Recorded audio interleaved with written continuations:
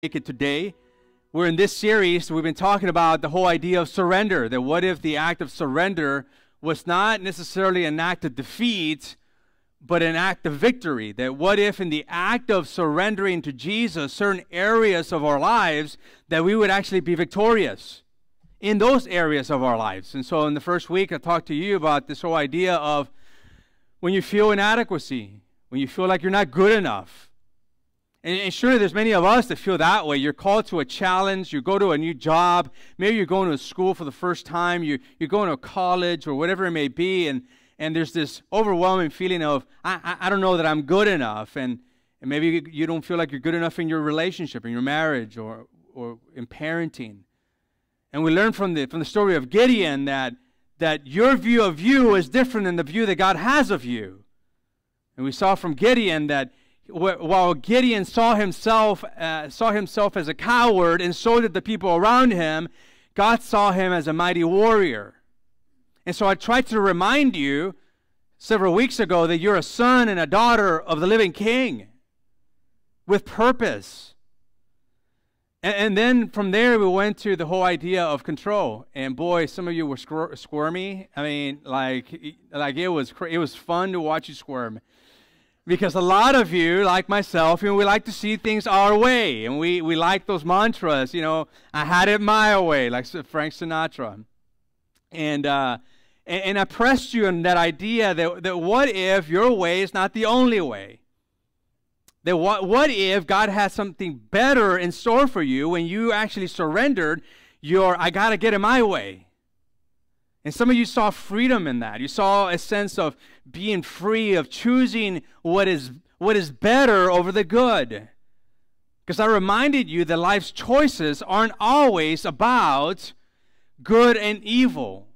Oftentimes the choices we are presented with are the choices that are between good and better. And the better is always being in the presence of Jesus. The better is always being a Mary in a Martha world.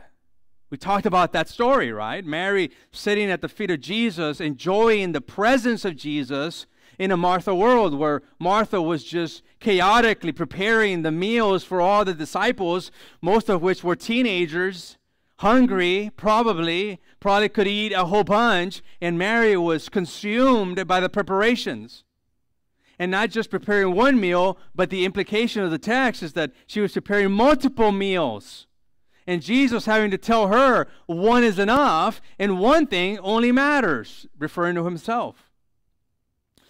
And then we talked last week, and we got real last week. And we talked about this idea of, what would it look like if you and I would surrender not only our sense of inadequacy and sense of control, but also surrender what? Help me out. What was it? No, I'm asking because I forgot, actually. I asked you to surrender yourselves to the Lord, and what would be the outcome of that? Surrender the right to be offended. There we go, I got it. The right to be offended. Because we live in a world that is very easily offended, right? You can't say something without offending someone. And then when we're offended, we harbor this bitterness and this resentment. All the while, the person that offended us is living life, not carrying a single iota of what they said. Just they've already lived life, and we're here harboring offense. And part of surrendering our right to be offended is the idea of forgiveness, being able to forgive those who have offended you. And for those of you who have offended other people, to seek out forgiveness as well. And so we talked about that. Just like God the Father gave up his right to be offended. I mean, here is the King of the universe. He is offended by our sin, literally offended by our sin. And what does he do? He gives up his Son. He gives up his right to be offended for those who put their faith in Jesus as their forgiver and leader. He gives up that right that we may have life and have it in abundance.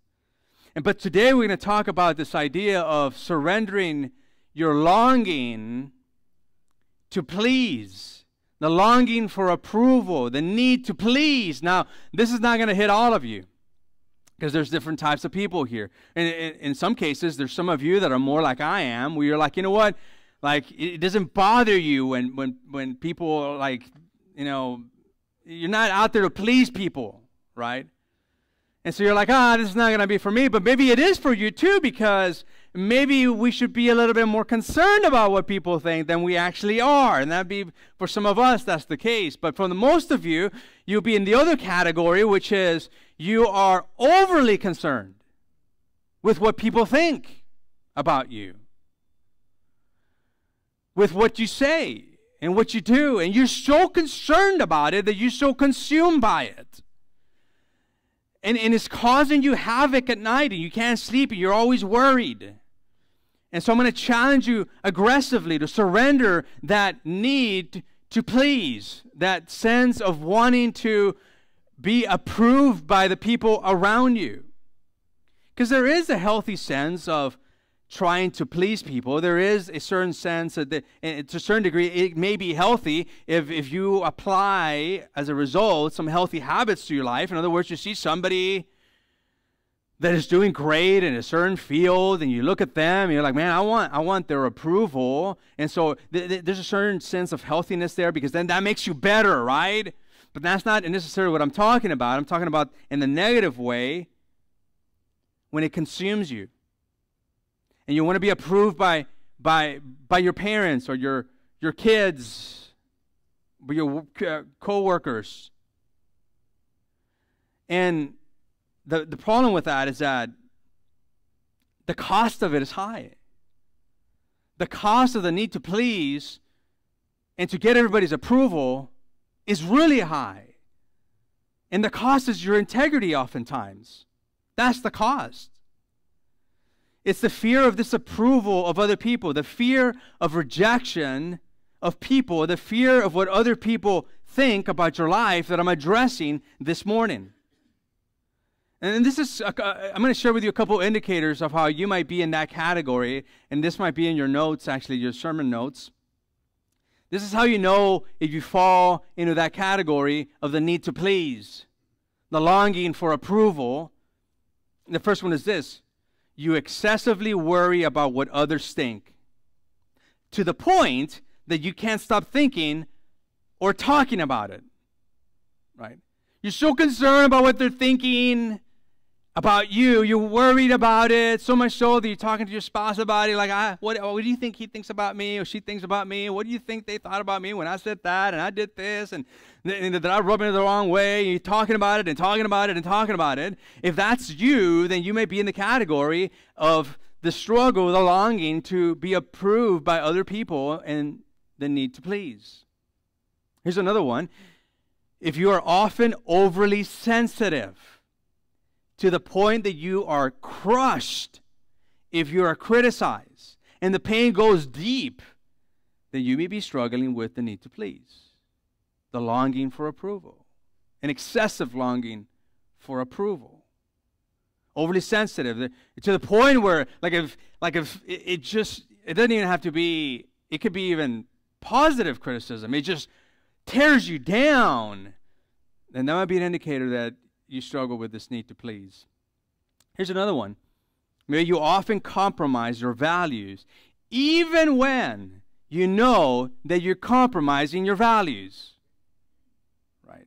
Somebody asks you to, will you go do this with me? And you're like, oh man, but if I do that, that's wrong, but I'm going to go ahead and do that anyway because they're starting to call me prude, or they're starting to call me that I'm no fun anymore. And right, that's the need to please, this the longing for approval. Here's another one. You hesitate sharing your faith, fearing offending the other over the reality that indeed their greatest need is Jesus. But there's this fear that what if I share about Jesus and they reject me, right? Because at the core, that's what's going on, right? It's this ultimate, like, I don't want to be rejected, so I don't want to share what they need, who they need, which is Jesus. Here's another one. This is, I'm going to step on most of your toes on this one. You have heard, or you have a hard time saying no, to the point that you would drive yourself to the ground and also the loved ones around you to the ground. 2, even when the lack of relational and emotional bandwidth is there or margin is there, you'll still say yes and then hate yourself for it. Right? That's how you know you have this need to please, this longing for approval. You'll say yes, even though deep inside your heart, you're like, man, I really should say no. You know, that's just going to add something else to my plate, and that's just going to do this and then do that, you know, and so you're adding all this stuff because you just want to please the other person, and in the process, you just running yourself to the ground.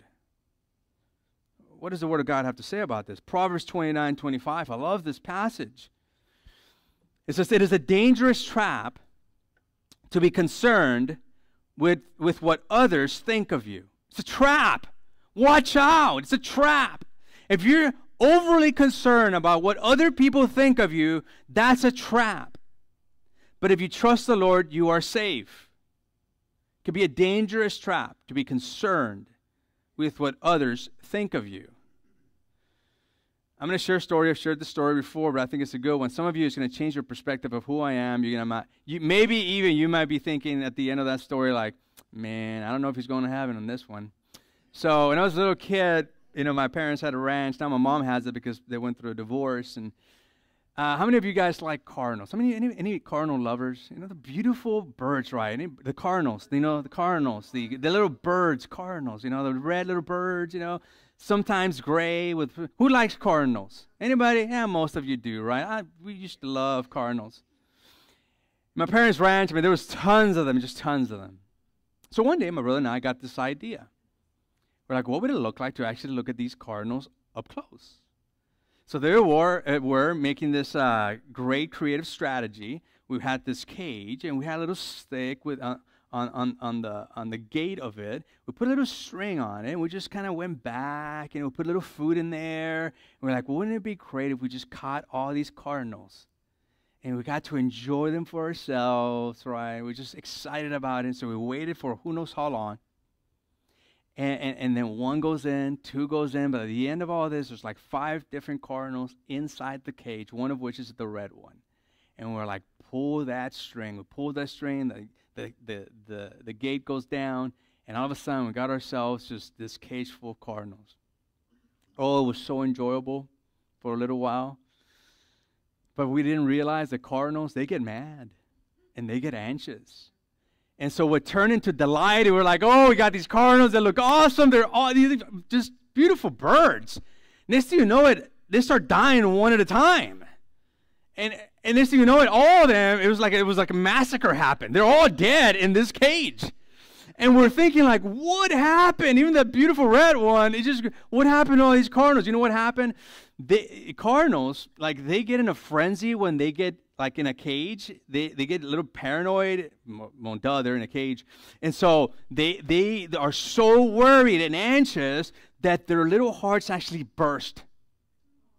I know. For some of you, your perspective of me just radically changed. And maybe some of you are like, yeah, so when are you leaving? The rumor is actually true, isn't it? I know, I didn't intend to do that, but it happened. And so it just burst, you know. They had a heart attack, literally. Why? Because they were trapped, and they were worried, and they were anxious. That's what, maybe not literally, but that's what happens when we are overly concerned with what people think of us. We get anxious and worried. And we get in a frenzy.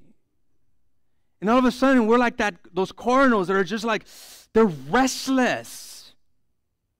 They're just restless, and they want to get out of the cage, and they don't know how to get out of the cage because some two bozos trapped them in there. And that's why it says it is a dangerous trap to be concerned with what others think of you.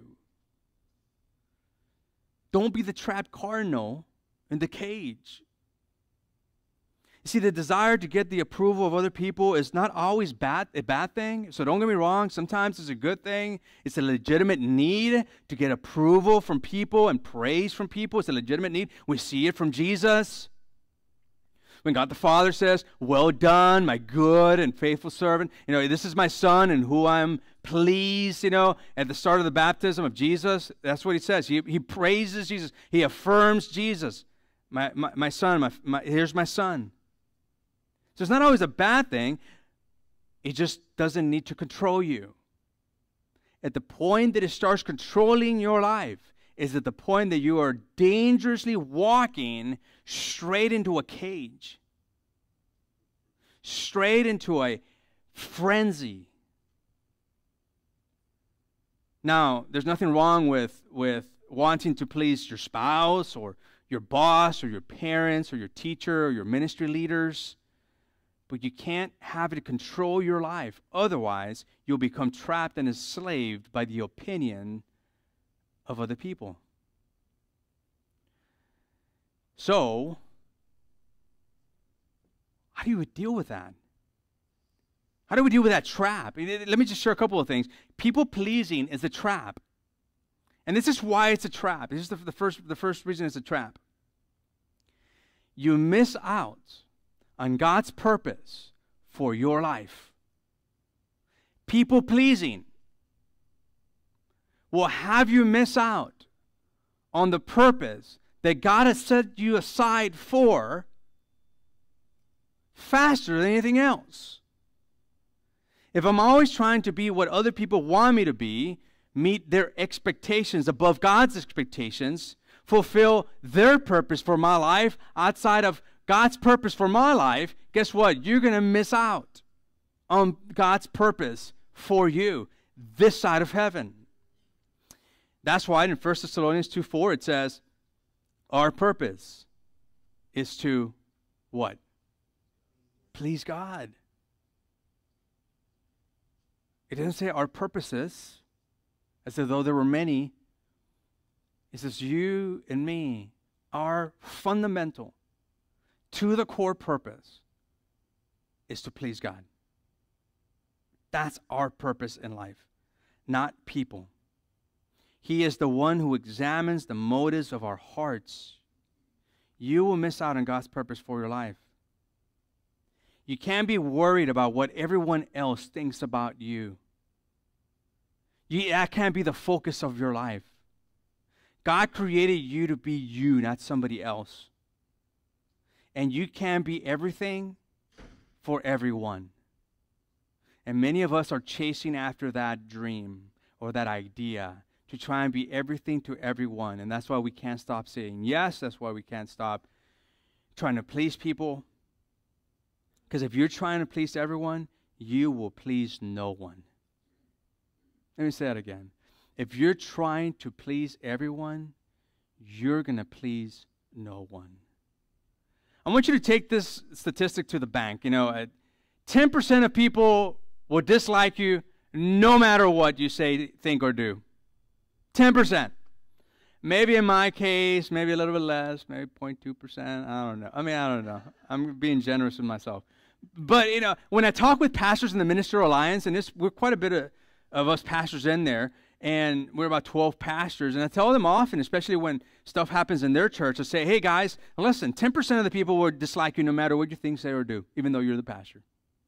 10 people will love you no matter what you do. They'll even think you walk on water, and then maybe perhaps you can turn water into wine. That's why they stick to you like glue, So, and they're like, really, 10%? It's like, yeah, about 10% will always dislike you no matter what. The 80%, the rest of the congregation, they're just there, right? Neither here or there. They like you for the most part. So, but be careful with the 10%. Don't be so overly concerned with the 10%. Now, if in life you're thinking to yourself, wait a minute, that's 1 out of 10. Man, boy, I have more than 1 out of 10. Then there might be a problem. You may have to start listening to what people are saying. No disrespect to anybody here or anywhere else. Like, I don't live my life that way. Do I listen to people? Absolutely. Do I listen to people's opinion? Yeah, I do. I chew it like bubble gum, you know? You know, bubble gum, you chew it, and you're like, oh, it tastes good. And then if it's like, okay, it's lost its flavor, you throw it. Because some opinions are legit. You look at them, and you're like, let's chew on it. I was like, okay, there's some truth here. I need to change some things. But if there's some things about somebody's comment that doesn't really, like, it's so far removed from the truth, spit it out like bubble gum. Just don't do it in the street. You know? Because you're going to miss out on God's purpose in the process. You're going to miss out on God's purpose. Because if you're trying to please everyone, you will please no one. You cannot please. You know what? And that's not just in church, by the way. I'm saying this not because, look at us, woe is us. That's not why I'm saying it. I'm saying it because this happens in every sector of life, I think. And whether it's the business world or just life in general. People pleasing is a trap. Another reason is because it keeps you from growing in your faith. It stifles your faith. It stifles your growth. It stifles your walk with Jesus when you're people-pleasing, when you're longing for the approval at all cost. When it rules supreme in your life. When it's the apex of your existence to please people. It'll keep you from growing. That's why Jesus in John chapter 5, verse 44 said it this way, you get praise from each other, but you do not try to get the praise that comes from the only God. So how can you believe? And the point being is that we're so busy trying to get the praise of people that we forget that the ultimate praise that we need is not the praise of people in our lives, it's the praise of God, the one that matters. That's the praise that matters. Now, yes, to a certain degree, we all want praise. We long for it. We're built for it. But it should never be at the exclusion of the ultimate praise of God in our lives. Because it stifles your growth. When I die, when you die, Susie, is there anybody's name Susie here? Oh my gosh, I always use Susie. Okay, Bertha. Anybody Berthas here? No? Oh, that's funny. When Bertha disagrees with you, and she has a bone to pick with you, and it's not even out of like your obedience to Jesus, it's out of a preference. Because let's be honest, most arguments are because of preference, right? It's preference that sets the priority. That's what I tell the pastors in the Minister Alliance. It's like, listen, look around. What are the arguments about? And notice that it's not about your willingness to follow Jesus. It's the preference that is inbuilt within the church. There's preferences, and therefore, when you violate people's preferences, then what happens? Then people get offended, and then you have people that are upset at you. That happens in every sector of life, not just in church life. But when you violate Bertha's preference, which is just a preference, when you die, Bertha is not going to be there like, I'm going to judge you for not liking what I had to say about such and such. It's going to be who? It's going to be Jesus you're going to be in front of. And it is him that's going to ask you, who are you trying to please? Bertha? Man, what a name, Bertha. Bertha? You got to say it with like because that's a strong name for a woman. Bertha or me? And we got to hope that we stand before the living King and we're able to say, I stood for you, Jesus, for the pleasure of you. And you know how hard that is? It's hard and it's easy, folks. I mean, I'm not saying this is the easiest thing. It really isn't. Surrendering the need to please is not the easiest thing. Because life is full of Berthas and Bubbas that have preferences, cultural preferences at that have nothing to do with Scripture and God's Word. And it is so hard to go against those preferences. And at the end of the day, and in some cases we shouldn't go against those preferences, but at the end of the day, if those preferences reign supreme over God's will, which one should you default to obeying? It's God's will, not somebody's preference. It's someone's will. That's why, oftentimes I get knocked for this, and I mean, it's okay, and it is what it is. I don't concern myself too much with, when people get upset and, for a preference, not for something, that's biblical, but a preference, and they storm and they leave the church, and I sure hope that people come back. I'm not trying to be disrespectful or anything like that. But at the end of the day, if I'm following Jesus and I'm trying to obey him and do his will here on earth as it is in heaven, he's the one I'm going to give account to. Right? Not the person that left. And that's so hard. That is so hard. But it can stifle your faith. Whose praise are you chasing after? When God is big in your life, people have less power over your life. Let me say it again. You might even want to write it down or tweet it or put it in Facebook. When God is big in your life, people have less power over your life. Let me put it differently. When people are big in your life, God becomes small in your life. When people are big, when what people think matters more to you than what God has to say, God becomes really small in our lives. So whose opinion matters to you most? Notice I said it that way. Whose opinion matters to you most? Should others' opinions matter to you? Probably. Some to a certain degree. Never take people said. I never take those. Because you never know. Because that's usually a form of manipulation when the plural people are saying, what does that even mean, right? No, give me a name. Because then you can actually judge whether it's, whether it's coming from a good source or not, right? But sometimes opinions do matter. Whose opinion matters most to you? That's the real question. Most. Which one matters most to you? Because it should be the Lord's. Who am I going to trust and believe most? People or God? Let me give you a third trap here. People-pleasing trap is because it's a trap because you pretend you're someone you're not. If you're people-pleasing, you're longing for approval, you're like a chameleon. You're trying to be something to that person so they can see you in a certain way because you don't want their disapproval. You're trying to please them somehow, so you're trying to, say things and do things that are in accordance to however they do life so that they don't reject you. And we start pretending, we start playing all these games, pretentious games.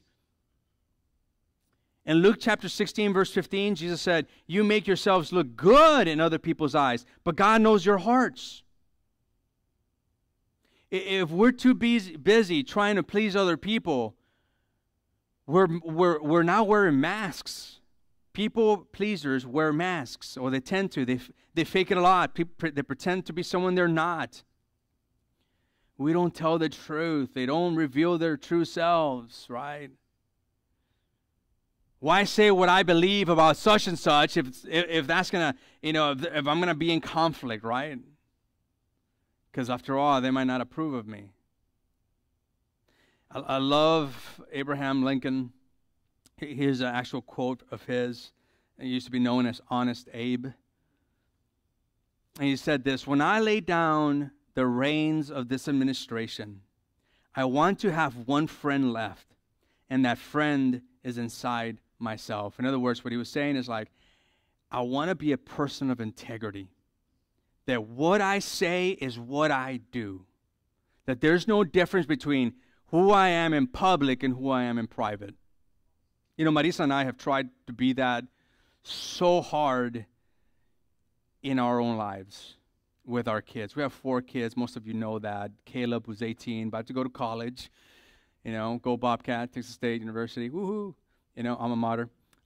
Nemi, who's turned 17, right? Nehemiah. We got Ziana, who's turned 15. And then we got little Zoe at 8, I think. Yeah, 8.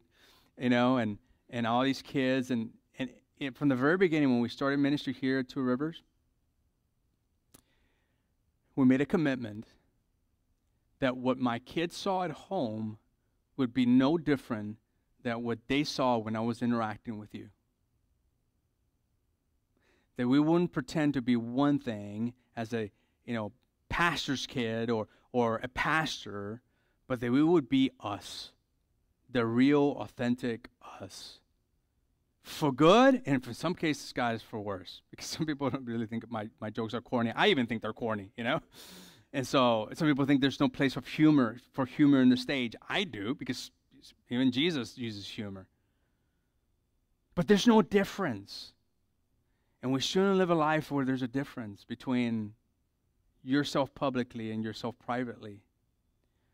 But let's get to this whole idea of how do you surrender this need to please. Here's 3 truths that I want you to remember, 3 basic truths. And the first one is this. It's going to be the most profound one, I think. Even God can't please everyone. Even God can't please everyone. Where was he last year when I prayed for Tom Brady to win a Super Bowl? I was like, God, come on, I prayed for it. Ever been disappointed by God in the sense of you pray like, God, heal me or heal so-and-so? And I mean, come on, just be honest, right? And you were like, God, you just felt, it's part of God's design. Sometimes a no answer is an answer. But have you ever been like, God, I'm not pleased by your non-answer? I mean, let's just be honest. Many of us have crossed that bridge, have run in that road, and we know that God can't please everyone. Just try praying for the next sports team that you are a fan of. You have a 50-50 chance. That's right, God. And this is the thing. Only a fool would try to do what even God can't do. Let me say it again. Some of you need to hear this. Only a fool would try to do what even God can't do, which is to please everyone. You think Jesus pleased everyone? He wouldn't be in a cross if he pleased everyone, right? That's point number 1 right there, and point on hand. Like that, if that's not the biggest point, that Jesus couldn't please everybody, and neither will he, why are we trying to be like God, trying to please everybody? Man, if the stakes were that high, like crucifixion, we probably would stop it and knock it out. Just knock it off, John chapter 5, verse 41, Jesus said, your approval or disapproval means nothing to me. In comparison of what God's approval is and what God has to say. Here are the facts. You can't please everyone. You don't need to please everyone. God doesn't expect you to please everyone. No matter what you do, someone will disapprove. Period. If you have an opinion on anything, someone will disapprove. And even if it's not an opinion, it's a fact. Right? The fact is, there was a cannon, and we said, come and take it. There's going to be somebody out there that's going to be like, Conspiracy theorists, man, they're everywhere. Like, there wasn't a cannon. I don't know what that was, but this is not a cannon, right? There'll be something out there. Like, there's always going to be somebody that will disapprove, or you're going to displease. Disapproval doesn't have to destroy your happiness, though. And for many of you, that's what it's done in your life. It's destroying your happiness. Your constant chasing. You're like that little cardinal, or the cardinals that, man, pobrecitos, But you're like those cardinals, and it's like, you don't have happiness because you're looking in the wrong places. You're not going to find it in the cage, folks. You're not finding happiness in the cage. Because in the cage is brutal. The cage of the world is brutal. It has no mercy. It's filled with preferences. It's not a, did you do this right or wrong in the sense of moral right and wrong, but preferences become morality. And it destroys many people's happiness. And for many of you, that's where you're at. And you're ready to give it up because you've tried it already. And you're that little cardinal trapped in there trying to get out of that cage. Well, here's the truth that may actually help you get out of that cage. You only have to please one person. That's it. You only have to please one person. Your Creator. This simplifies life enormously. When you live life for an audience of one. If you seek to please that one person, God, you're going to find a better marriage. You're going to find your parenting gets easier. Just a little bit. Until they turn teens. Those of you who have teenagers, I have 3. I know what you're talking. I feel your pain. Like Clinton used to say, I feel your pain. But you please God, all of a sudden, you'll have more harmonious relationships. It's pleasing that one that matters most. It doesn't mean, again, that you don't try and please your spouse, you don't try and please your kids or parents. It doesn't mean that. Don't go home disrespectful to your dad and say, that pastor told me, I don't have to respect you, Quote, Pastor Jesse. No, I didn't say that. I'm not owning to that. What I'm saying is like the supreme person that you go out to please is Jesus. No matter the cost, and the cost may be heavy. Jesus said in John 5:30, chapter 5, verse 30, I don't try to please myself. This is Jesus saying this, folks. I'm not trying to do my will here, but I only please the one who sent me. Of all people in the history of the world, God in the flesh, Jesus, the one that could say, I want it my way. And none of us could have said, you can't quote Frank Sinatra, The one person that could have said, my way or the highway. In this passage, he says, I don't try to please myself. It's not my way, it's not the highway. But I only please the one who sent me. So if Jesus, God in the flesh, is looking to the Father as his beacon of light of what he should be pursuing to please, how much more we, the children of God, the sons and daughters of God. People-pleasing is a form of idolatry. And we know what Scripture says about idolatry. You should have no gods before me, no idols. And for many of us, we've made an individual or individuals or a group into this idol that runs supreme and reigns supreme over our lives. Paul put it this way in Galatians chapter 1, verse 10. He said, I'm not trying to be a people pleaser. No. I'm trying to please God.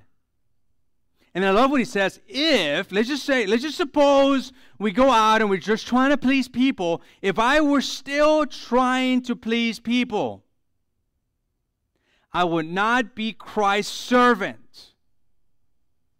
Man, those are powerful words. Just take it slowly here. If I were still trying to please people, I would not be Christ's servant. Why is that? It's because, again, like I said earlier, people, we are run by our preferences, our cultural preferences, our church preferences, our organizational preferences, our familial preferences. And sometimes God's word goes counter that. And if we're always trying to please people, we miss out on pleasing God. And we will not be Christ's servant. Whose servant would we be? Would be the servant of people. And not in a good way. Not in a good way. Here's the third truth that I hope will bring some sort of freedom and help you surrender that longing for acceptance and that need to please. God shaped you to be you, not someone else. Let that sink in. God shaped you to be you, not someone else. And when we're creating this image, so easy to do. Oh, pastors are expected to do what? Oh, pastors' wives should look like what? And we start falling into this preferential mode. We stop being who God designed us to be. We're to be disciples of Jesus, not disciples of the world.